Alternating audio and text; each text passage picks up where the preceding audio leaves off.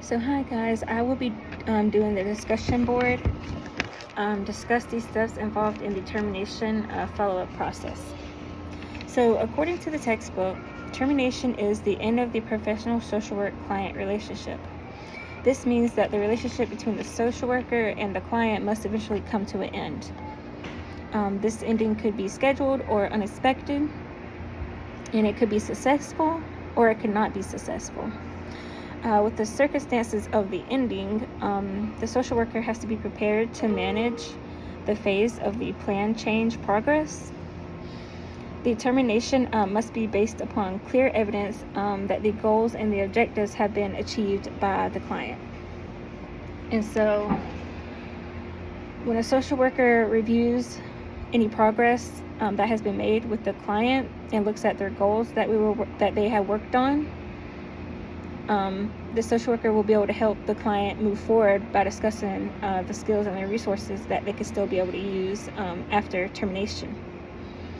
So following up with the client means checking in with the client later to see how things have been going on with them and see if they need any additional support or referrals to do anything else. I know in the textbook it kind of says clients who are no longer receiving services. It does not paint a positive picture. It pretty much says the clients that do not maintain the changes that occur during the intervention phase, there are reasons for that type of outcome. The clients could be falling back into their old ways because it's easier than continuing the new behavior. And the environment is not so supportive of the new changes, meaning like the peers, the family, the friends. And so we know that following up is the act of acquiring information about the client after termination. After following up with the client, it involves learning how the client is doing after the mutual former relationship has ended, like I have kind of described in the beginning part of this.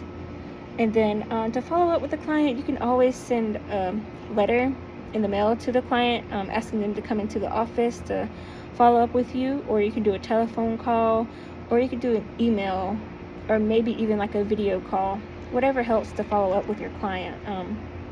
This is making sure